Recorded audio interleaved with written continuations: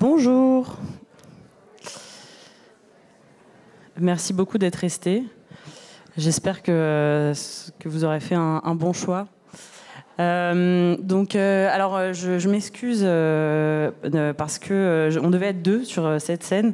Valérie Prat, qui est également membre du collectif Changer de Cap. Donc voilà, elle n'a pas pu venir pour raisons personnelles. J'espère que je serai capable de vous satisfaire toute seule. Je vais donc vous parler de la confiance et la transparence des algorithmes publics. Je représente le collectif Changer de Cap. Donc moi, je suis Justine Banuls. Je suis élève avocate spécialisée en droit public et en droit du numérique.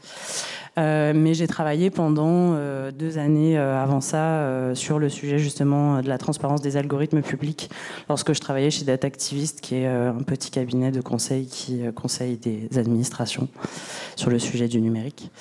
Et Valérie Prat, qui n'est pas là, elle travaille à 100% pour Changer de Cap et elle est en charge notamment de piloter le groupe numérique de Changer de Cap. Voilà, donc ça c'est un petit peu sur le point de vue situé. Voilà, donc de quoi est-ce qu'on va parler ?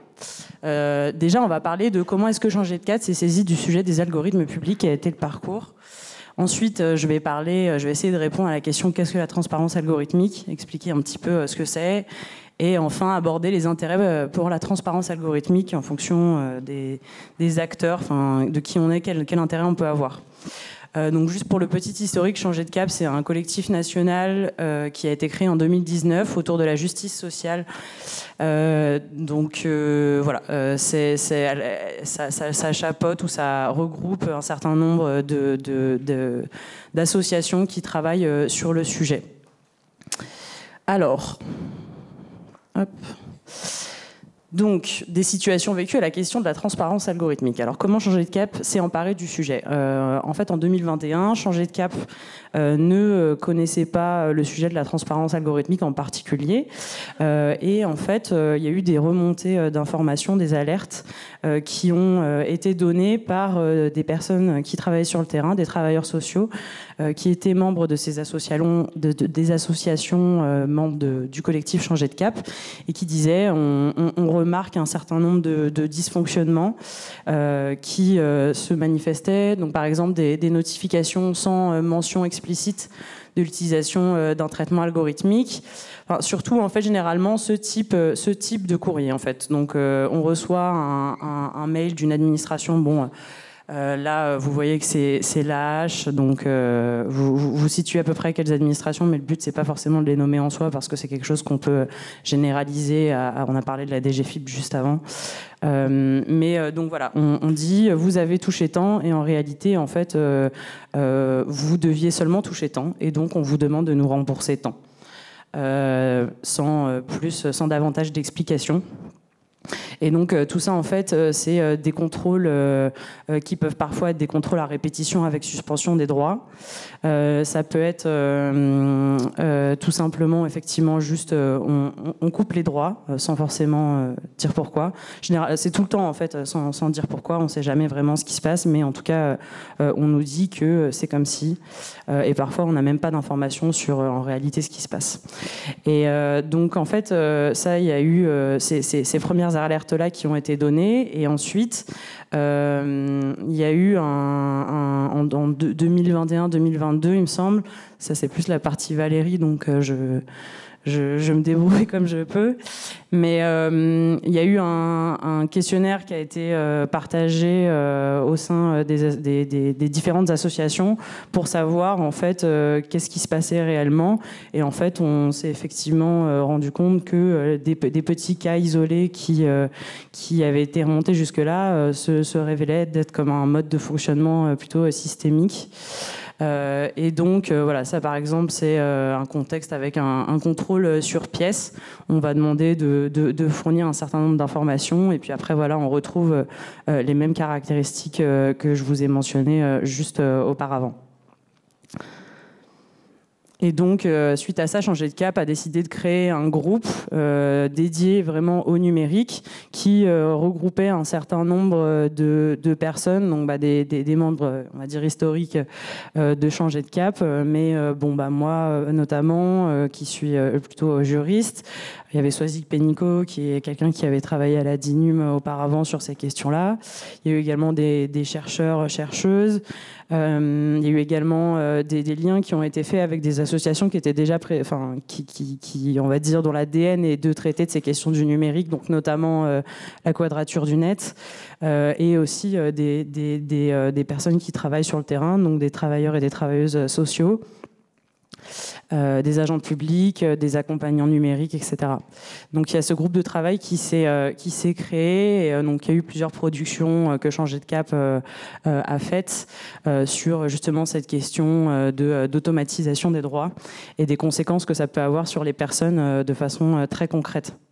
Donc là, il y a une liste qui se veut plus ou moins exhaustive de ce qui se passe. En tout cas, voilà, c'est vraiment pour la problématique des droits sociaux. Mais voilà, il y a aussi le non-respect du reste à vivre, généralement, quand il y a un calcul pour un remboursement d'indus trop perçus. Enfin voilà, donc ça c'est le travail de groupe et la remontée de terrain a permis de détricoter en fait ce qui se passait de l'autre côté au sein des administrations et de en fait conclure à que il y avait une problématisation d'automatisation et les experts qui ont été ramenés ont pu dire en fait vous savez qu'il y a des obligations légales qui existent sur le sujet et globalement ce qu'on voit c'est que ce n'est pas respecté par un très grand nombre d'administrations qui parfois ne connaissent même pas ces obligations-là. Voilà. Donc c'est un peu comme ça que ça s'est passé. Ça on va en reparler après, donc je vais squeezer. Donc qu'est-ce que la transparence algorithmique ? Alors, je vais pas. Voilà, je vais commencer d'abord par qu'est-ce qu'un algorithme. Ça, j'ai pris une définition de la CNIL qui date de 2018 quand elle a sorti un guide sur l'intelligence artificielle, il me semble à l'époque. Cette définition, je l'aime bien parce que je trouve elle est quand même plutôt simple. Il faut savoir que le terme algorithme, c'est un terme qui est quand même difficile à définir, en tout cas pour les spécialistes de l'algorithmie qui eux-mêmes ont du mal à se mettre d'accord sur une définition. Mais voilà, donc un algorithme, c'est la description d'une suite d'étapes permettant d'obtenir un résultat à partir d'éléments fournis en entrée. Donc en fait, c'est une description, c'est quelque chose qui peut se décrire en langage naturel, comme on parle vous et moi, d'une suite d'étapes. Donc c'est des étapes qui doivent normalement être suffisamment précises pour qu'on puisse les exécuter sans réfléchir en fait. Il y a Gérard Berry qui disait qu'il n'y a pas de pensée du calcul. Donc en fait, c'est pour ça que les algorithmes peuvent être automatisés, parce qu'en fait, c'est des instructions qui sont censées être claires et qui ne nécessitent pas de réflexion particulière. Et donc, il obtient un résultat, en fait, généralement, un algorithme, c'est fait pour résoudre un problème et obtenir un résultat, peu importe le type de données qu'on va donner en entrée. Donc, voilà. Donc là, ce qu'on voit, c'est qu'un algorithme, en fait, c'est quelque chose qui veut se décrire en langage naturel et qu'un algorithme, c'est distinct de sa matérialisation. Par exemple, un algorithme, c'est différent d'un code source. C'est-à-dire que un programme informatique peut mettre en œuvre un algorithme, mais un algorithme n'est pas nécessairement un programme informatique. L'exemple qu'on donne assez couramment, c'est l'exemple de la recette de cuisine, où en fait, effectivement, il y a plein d'algorithmes qui viennent se glisser dans notre quotidien, qui sont des choses qu'on exécute comme ça. Mais après, pour donner, je sais pas, un autre exemple d'un algorithme mis en œuvre, par exemple, le métier jacquard, je sais pas si vous voyez ce que c'est, donc qui est le métier à tricoter plutôt, qui a été inventé, il me semble que c'est au 19e siècle, qui d'ailleurs a donné un peu les prémices de l'ordinateur moderne tel qu'on connaît aujourd'hui. Comment ? C'est ça, c'est à ce moment-là plus ou moins que sont apparues les cartes qu'on a utilisées ensuite avec l'ordinateur entre guillemets moderne.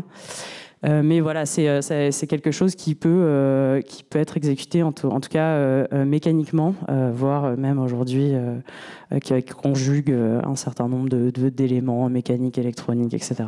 Humain aussi. Et donc voilà, donc un algorithme public, globalement, c'est un algorithme qu'on va trouver dans le secteur public et qui est généralement lié à la notion de décision.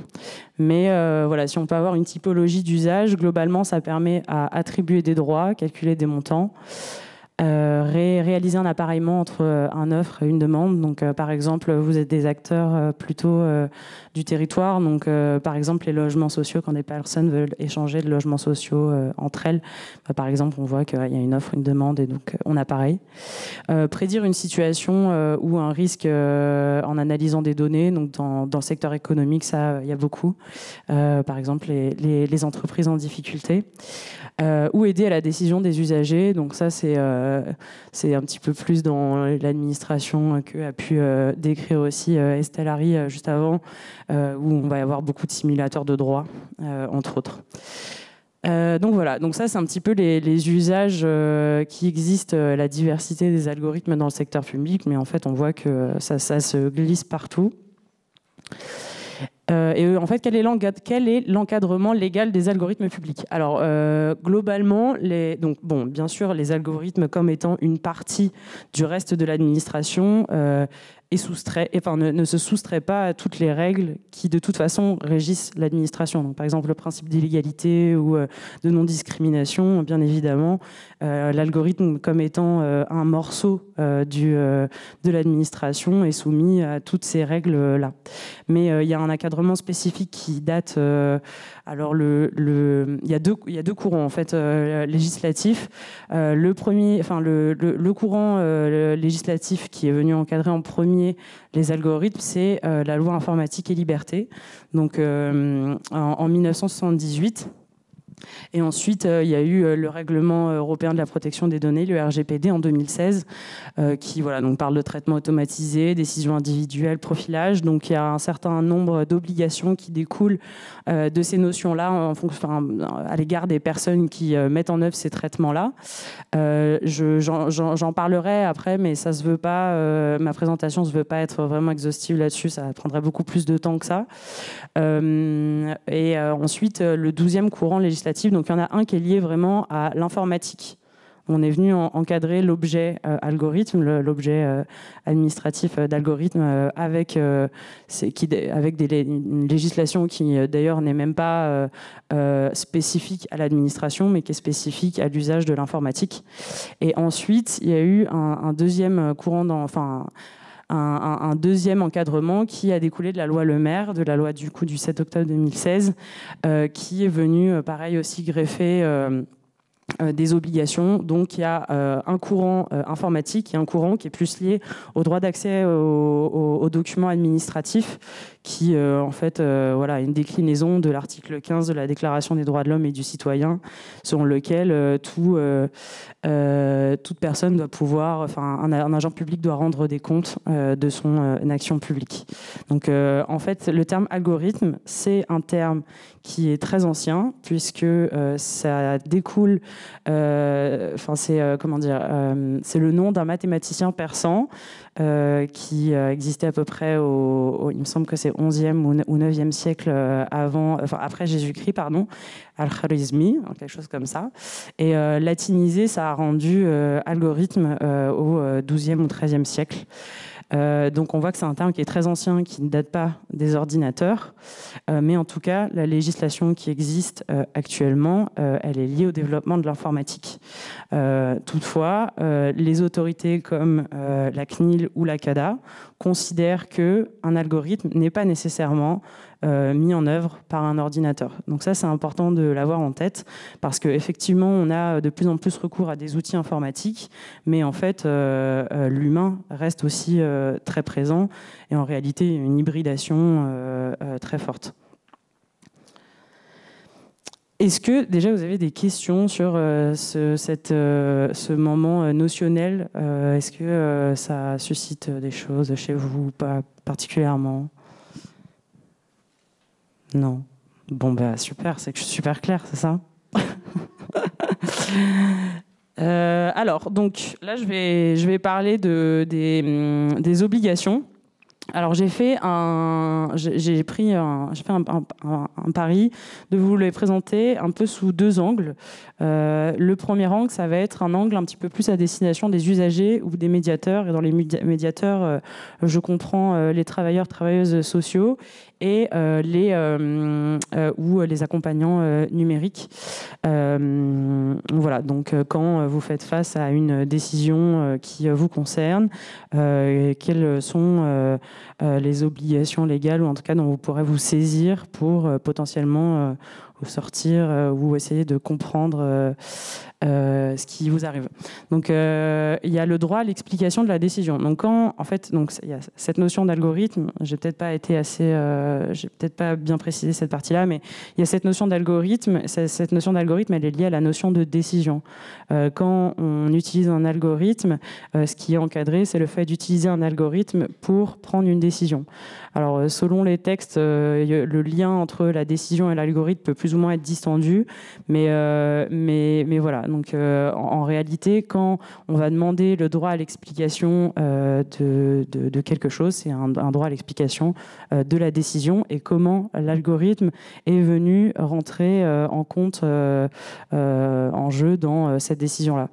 Donc il y a, je ne vais pas citer les articles qui sont écrits, si vous voulez, vous pouvez les prendre en photo, mais il y a un droit à l'explication qui est dans le droit d'accès aux documents administratifs, le Code des relations entre le public et l'administration, et un droit à l'explication qui vient aussi de la loi informatique et liberté. Et donc, en fait, vous pouvez demander à l'administration, lorsque une décision a été prise à votre égard. Alors, c'est pas forcément évident de savoir quand est-ce qu'une décision a été prise à notre égard, parce qu'on le sait pas nécessairement, ou parce que, mettons par exemple, vous touchez des droits sociaux tous les mois. Tous les mois, vous allez recevoir une certaine somme sur votre compte, et vous n'allez pas forcément. Ça peut changer d'un mois à un autre, mais on n'a pas forcément conscience que au mois de février, j'ai touché 500 € pour je ne sais quelle aide. En fait, ça, c'était une décision. Bon, en réalité, effectivement, c'était une décision. Et donc, vous pouvez demander explication de pourquoi est-ce que j'ai touché ce montant-là et en quelle mesure un algorithme est rentré en jeu à ce moment-là. Je vais vous montrer, ça va être un peu plus parlant. Ça, c'est un modèle qu'on avait fait avec Changer de Cap pour expliquer assez clairement comment faire. Donc, j'ai écrit une lettre. Alors, j'ai précisé les éléments qu'il faut joindre quand même à une demande d'information. Il faut éventuellement, s'il y a une référence de la décision ou une date, etc., être assez précis, justifier de son identité, apporter un justificatif, donner des coordonnées pour savoir où répondre, et éventuellement circonstancier. C'est quelque chose qui peut être plus simple pour les agents publics de savoir du coup comment répondre. Et donc là, vous voyez les différents éléments que l'administration devra donner pour ce qu'elle devra dire. Donc il y a le degré et le mode de contribution du traitement algorithmique à la prise de décision. Donc en fait, quelle est la partie de la décision qui a été prise en charge par un traitement algorithmique, et quelle est la partie de l'humain dans la décision. Les données traitées et leurs sources, donc ça a fait un petit peu la boucle avec ce que disait Estelle Harry juste avant. C'est que effectivement, on a besoin de savoir en fait quelles ont été les données utilisées par l'administration et d'où est-ce qu'elles proviennent. Est-ce que c'est moi qui les ai données, ou est-ce que c'est une autre administration qui les a partagées, ou je ne sais quelle autre source. Le paramètre de traitement, leur pondération et les opérations effectuées. Donc ça, c'est vraiment la description de l'algorithme en lui-même. Donc je pense pour ceux qui travaillent dans des administrations et potentiellement qui ont à toucher de près ou de loin à des algorithmes, vous devez peut-être être surpris de la précision, en tout cas, que ça demande, mais c'est quand même assez poussé. Je pense qu'aujourd'hui, il y a très peu d'administrations qui sont capables de répondre correctement à ce type de demande. Et ça, c'est un réel problème, c'est-à-dire qu'on voit qu'il y a eu des obligations légales qui ont été créées à un moment donné et qu'en réalité, l'administration n'est pas nécessairement en capacité de répondre à ça pour des raisons qui peuvent être organisationnelles mais aussi techniques. C'est-à-dire on a un outil informatique qui ne nous permet pas forcément d'avoir une réelle maîtrise dessus et de pouvoir être en capacité d'expliquer des décisions. Là, j'ai mis aussi d'autres droits qui existent, qui, pour moi, permettent d'avoir vraiment une vue d'ensemble par rapport à une décision et qui peuvent recouper aussi ce qu'est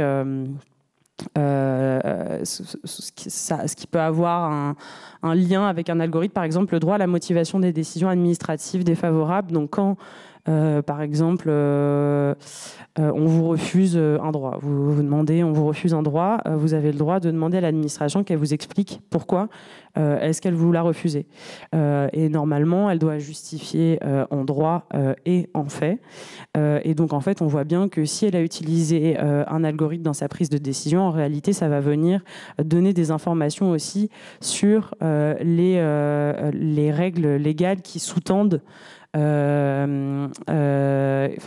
comment dire, les règles légales normalement que l'algorithme doit mettre en œuvre. Le droit d'accès aux documents administratifs, ça fait aussi un petit peu la boucle avec le droit d'accès aux données à caractère personnel, de savoir qu'est-ce que l'administration détient à mon égard. Le droit d'accès aux données personnelles aussi, je l'ai mis. À savoir que plus on est précis aussi parfois pour savoir ce qu'on demande, plus l'administration sera en capacité de nous répondre, parce que je pense qu'à certains moments, on doit demander à l'administration OK, je veux savoir toutes les données à caractère personnel que vous avez sur moi. Je suis pas sûre que si on spécifie pas certaines choses qu'on veut précisément, on les ait de facto dans la réponse qu'on nous donne. Parce qu'en fait, finalement, les choses sont quand même assez éparpillées au sein d'une administration. Donc, voilà. Donc ça, c'est des droits qui peuvent être utiles pour des personnes qui sont concernées par une décision ou pour des personnes qui les accompagnent, qui, moi je dis des médiateurs. Et j'insiste sur le rôle des médiateurs, je pense, à cet égard, parce qu'on se rend bien compte effectivement que les choses, elles sont complexes.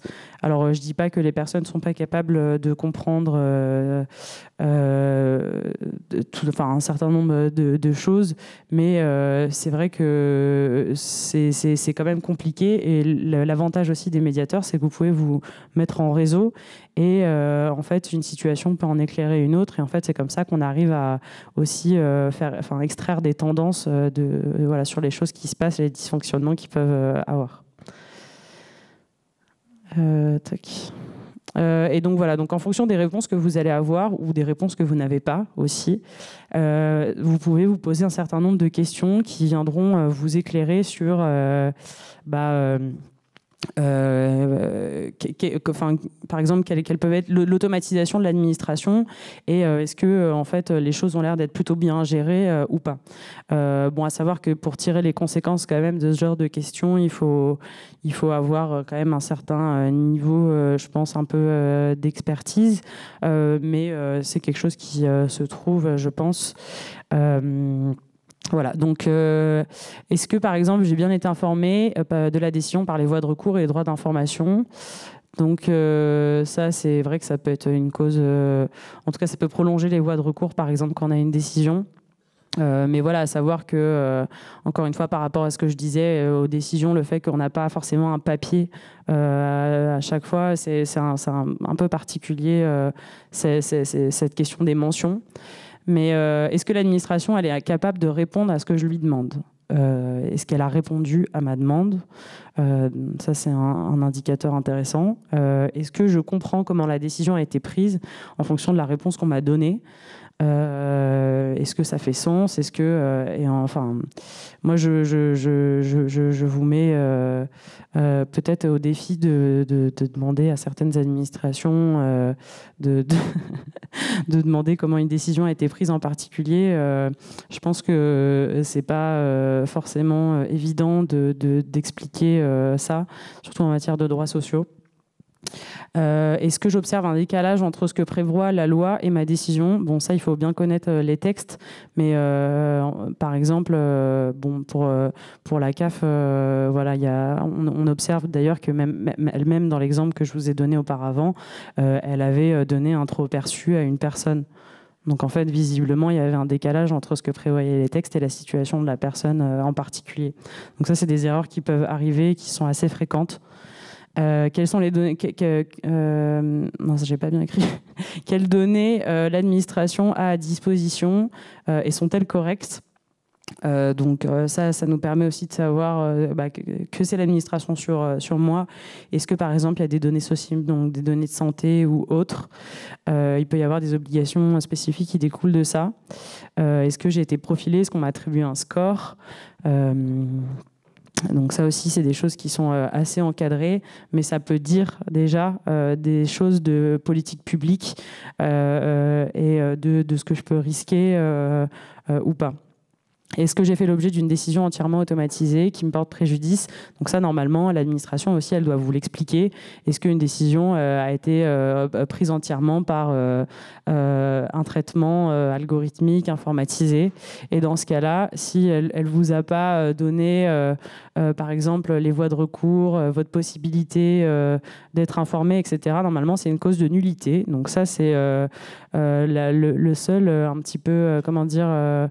bâton aujourd'hui pour les collectivités ou les autres administrations pour avancer sur le sujet. C'est ce qu'on nous dit beaucoup, en fait, ce que plusieurs administrations nous ont dit, c'est qu'il n'y a pas de sanctions. Et donc, quand il n'y a pas de sanctions, de toute façon, il y a plein d'obligations légales. Donc, on priorise et les choses où il y a des sanctions, ça nous fait avancer plus rapidement sur le sujet. Voilà, mais donc ça, déjà, je trouve que ça donne pas mal de matière à réfléchir et ça peut donner des billes, en tout cas pour des personnes qui veulent essayer de comprendre des choses, des décisions qu'on leur applique et voilà, parfois quand on fait face à des situations qu'on ne comprend pas.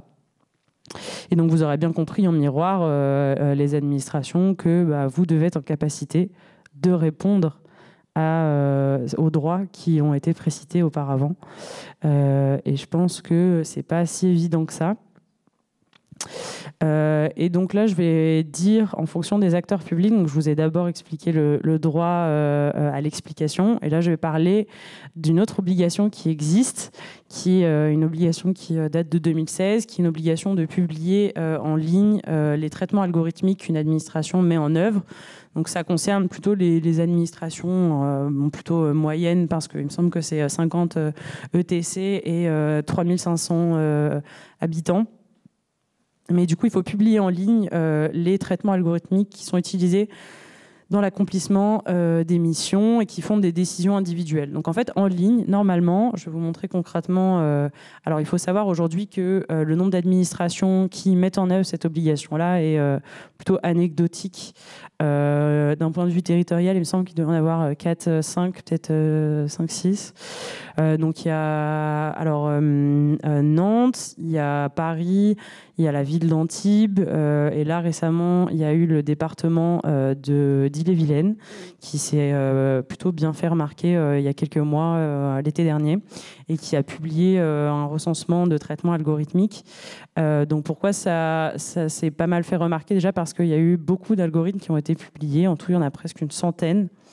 Là où auparavant, les personnes qui avaient fait un référencement au sein de collectivités territoriales, ça se comptait plus ou moins sur les doigts de la main. Il y avait peut-être la ville d'Antibes qui en avait fait peut-être plus, genre une vingtaine, quelque chose comme ça. Mais là, on voit, oui, en fait, en réalité, des algorithmes, il y en a partout. Donc, je vous invite à aller le voir. Honnêtement, c'est assez intéressant. Et concrètement, comment ça se présente? C'est un tableur Excel avec des colonnes et donc les informations qu'il y a dedans. Donc il y a une description du contexte, la finalité, les données traitées, leurs sources, le mode de collecte, les opérations de l'algorithme. Alors bon, on voit bien que tout à l'heure Estelle parlait justement de la complexité, que finalement est-ce que la complexité c'était pas quelque chose qu'il fallait garder parce que ça nous permet à tous parler le même langage. Bon là on voit bien qu'effectivement on est sur un niveau de précision qui est pas énorme, mais en tout cas qui donne un certain nombre d'indicateurs.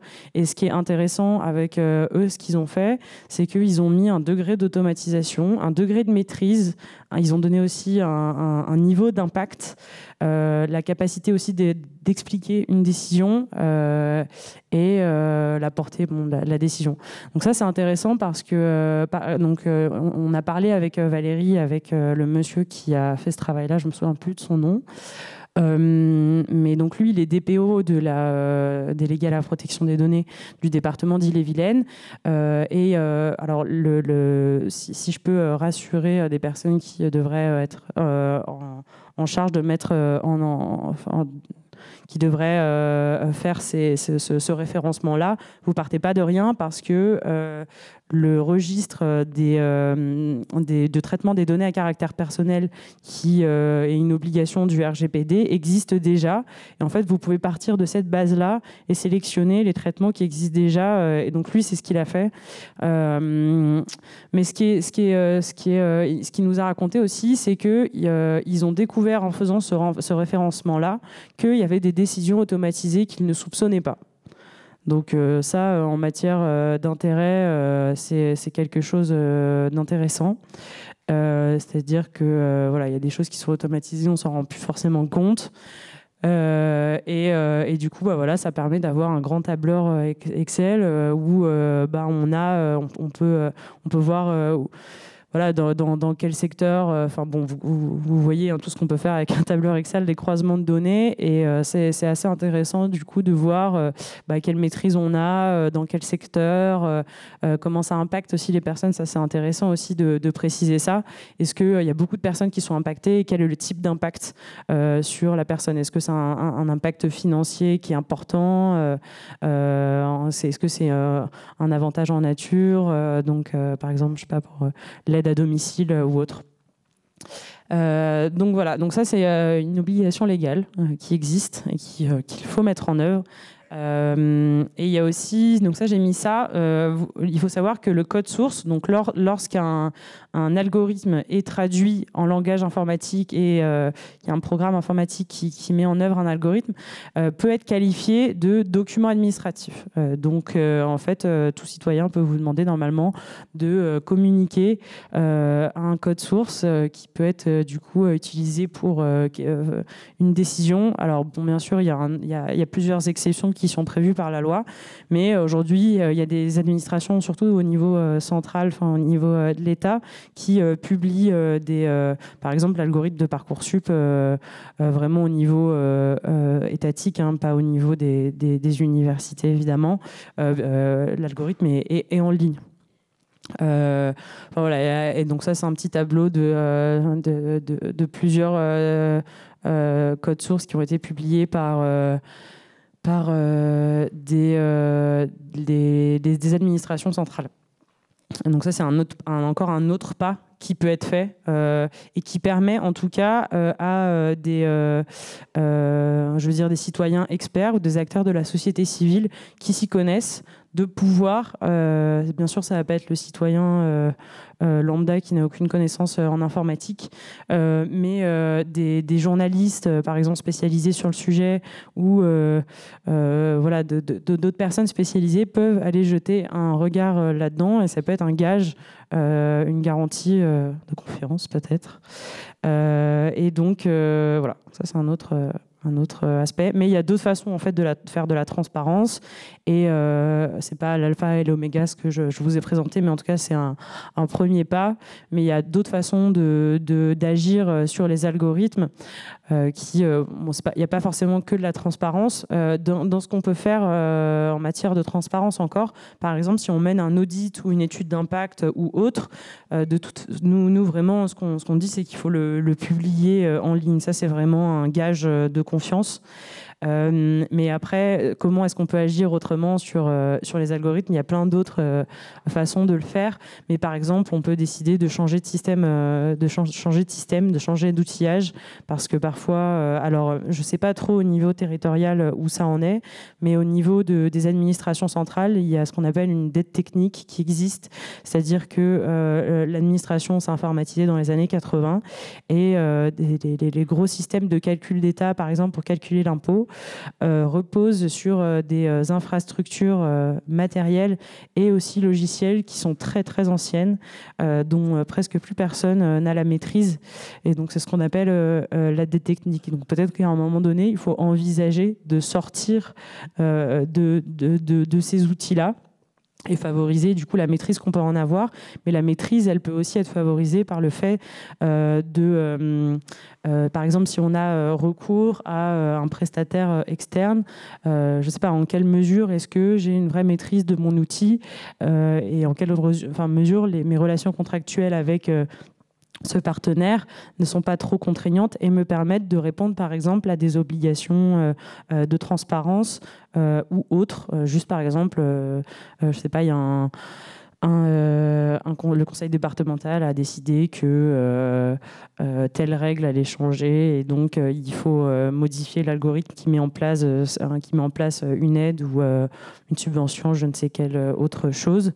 Est-ce que par exemple j'ai pas de surcoût, est-ce que c'est pas contraignant dans nos relations à tel point par exemple que du coup on en viendrait à pas prendre cette décision au conseil départemental parce qu'en fait voilà, le partenaire il nous suit plus quoi. C'est réel comme situation. Donc voilà, après il y a des choses qui peuvent mettre en place, réorganiser le processus décisionnel, notamment mieux écouter, mieux discuter avec les partenaires. Ça c'est quelque chose qui peut être facilement mis en place, ou même par exemple juste faire des tests entre des cas tests en fait. Moi j'ai traité 10 situations de personnes et j'en pioche 10 autres chez mon voisin et puis je vérifie si on obtient le même résultat. Ça c'est des choses qui sont pas forcément mises en place, on n'a pas forcément le temps, mais qui donnent un niveau de garantie et ça peut être intéressant de l'expliquer aussi. Donc, quels intérêts? Bon, déjà, au fil de la présentation, je pense que j'ai essayé d'en glisser un petit peu. Bon, c'est un peu une liste à la Prévert, mais déjà, les intérêts pour les collectivités territoriales, c'est de respecter la loi. Peut-être que c'est un intérêt qui vous parle.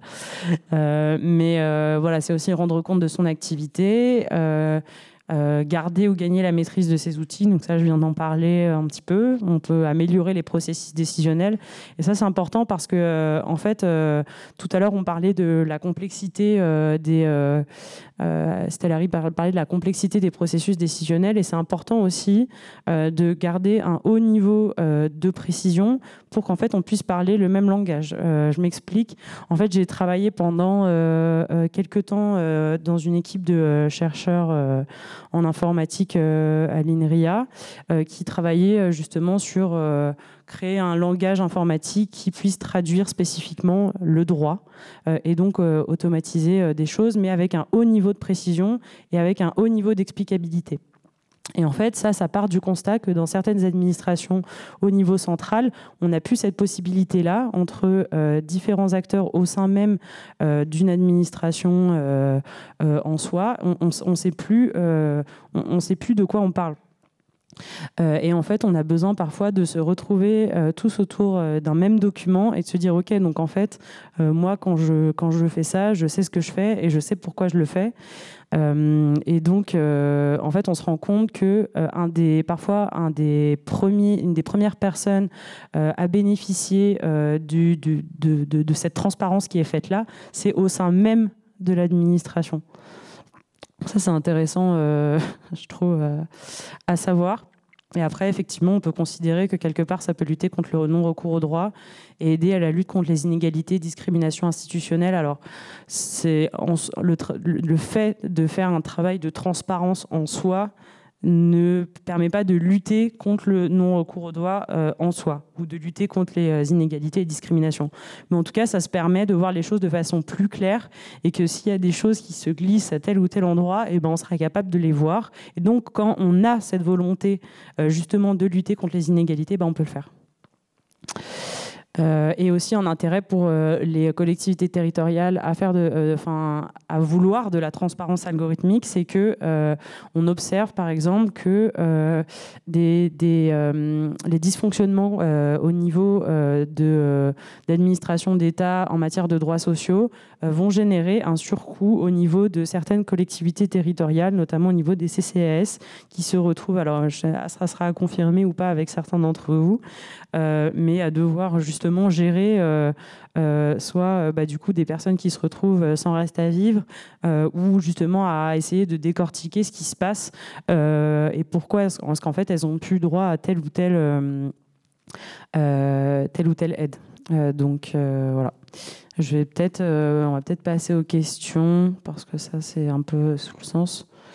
Mais voilà, en tout cas, ça permet de pousser un contrôle, ça permet d'avoir un contrôle démocratique assez poussé et spécialisé. Il faut savoir que c'est une question qui commence vraiment à être, en tout cas au niveau international et particulièrement dans les pays anglo-saxons, c'est un sujet qui est vraiment pris à bras le corps. Et il y a voilà, plusieurs journalistes qui se spécialisent là-dedans. Donc, pour en citer quelqu'un, il y a The Lights Out Reports. Il y a Algorithm Watch. Nous, en France, on connaît assez bien la Quadrature du Net. Enfin voilà, c'est quelque chose qui intéresse quand même pas mal de monde et qui, à mon sens, mérite qu'on s'y intéresse. Voilà. Et donc, est-ce que la transparence égale la confiance ? La transparence peut être une des conditions de la confiance, et de toute façon, c'est quelque chose qui est nécessaire dans une société démocratique. Mais en soi, ça ne gomme pas les choix politiques qui sont faits, qui sont sous-jacents. Et donc, il ne faut pas dépolitiser, je dirais, les sujets par de la transparence. Voilà, je vous remercie. Et puis, si vous voulez, on peut un petit peu échanger. Je crois que j'étais un peu longue. Merci beaucoup.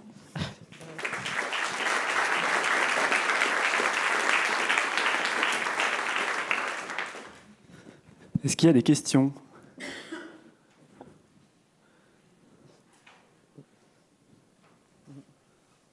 Pas de questions ?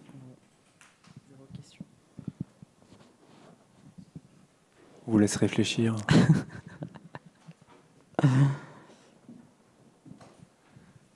Oui.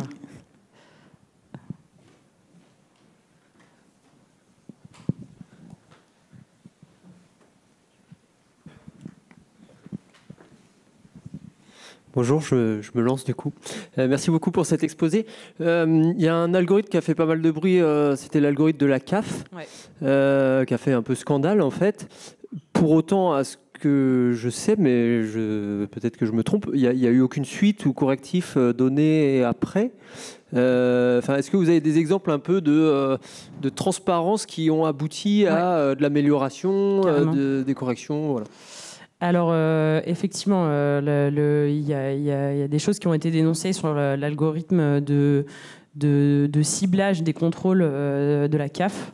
Pour l'instant, il n'y a rien qui est fait, mais je pense que ça n'en est pas fini. On verra, l'avenir nous le dira. Mais alors, un exemple moi, que j'aime bien, c'est un exemple outre-Manche, en Angleterre. En fait, il y a un algorithme qui a été utilisé pour la délivrance des visas. Donc, effectivement, les populations qui sont touchées beaucoup par ces algorithmes, c'est les populations les plus précaires. Et les populations étrangères sont les premières dans ces logiques-là. Donc, il y avait un algorithme qui était utilisé pour savoir... En fait, on triait les personnes pour leur délivrer le visa. Et plus on était bien classé, plus on avait de chances d'avoir se délivrer le visa, et plus notre dossier était traité rapidement. Et plus on était moins bien classé, plus on avait une chance d'aboutir à un refus. Et il y avait une instruction qui était longue et poussée, etc. Et donc, en Angleterre, donc ça, il me semble que c'était... Alors, je ne vais pas dire de bêtises sur les dates. Bref, entre 2010 et 2020, Déjà, il y a c'est une association de droit des étrangers. Donc en fait, généralement, on voit aussi beaucoup que c'est des acteurs de la société civile sectorielle, enfin, je veux dire, qui sont spécialistes dans leur propre sujet, qui font remonter un problème et qui s'est associé du coup avec, je me souviens plus comment ça s'appelle, mais c'est une association anglaise. Bref, ça va peut-être me revenir, et qui était, elle, spécialisée en droit du numérique. Et ils ont fait, du coup, une première demande d'accès, justement, à l'algorithme de tri. En fait, il y avait un soupçon qu'il y avait un caractère discriminatoire à raison de l'origine ou de la nationalité. Parce qu'effectivement, comme par hasard, les personnes qui étaient le plus défavorisées dans le traitement des visas, c'était généralement les populations subsahariennes. Voilà. Et donc, en fait, il y a eu une demande de communication, il me semble qu'il n'a pas abouti. Et après, il y a un dépôt, il y a eu un recours qui a été déposé auprès des juridictions anglaises, qui... alors, ce n'est même pas allé jusqu'au bout de la procédure contentieuse, mais l'Office de l'immigration a décidé qu'en fait, ils allaient mettre une pause sur l'usage de cet algorithme-là, et en fait ils ont changé de système, ils l'ont pas remis en place. Donc c'est assez intéressant ça, de voir que c'est même pas allé jusqu'au bout de la phase contentieuse et que ça s'est arrêté. Est-ce que j'ai un autre exemple? J'ai essayé de... oui, aux États-Unis. Aux États-Unis aussi, en fait, ils sont, les pays anglo-saxons sont assez poussés sur ces luttes-là. Et aux États-Unis, effectivement, on utilise beaucoup des outils comme ça. Donc, je sais que, il me semble que c'est, dans un des États des États-Unis, ils utilisaient un algorithme pour déterminer si les populations âgées pouvaient avoir de l'aide à domicile, de l'aide publique. Et donc pareil, là il y a eu des personnes qui se sont retrouvées coupées de leurs aides du jour au lendemain, sans trop savoir pourquoi. Et il y a eu, il me semble que c'est allé jusque devant la phase contentieuse, et les personnes ont obtenu gain de cause, et le système a été abandonné. Mais on voit que c'est des choses qui réapparaissent souvent, parce que là le scandale il est en train de ressortir, mais sur le Missouri, donc un autre État. Il me semble que c'était le Kansas, le premier. Donc voilà, donc la marche arrière est possible, mais pour l'instant en France on l'a pas observé en tout cas. Voilà.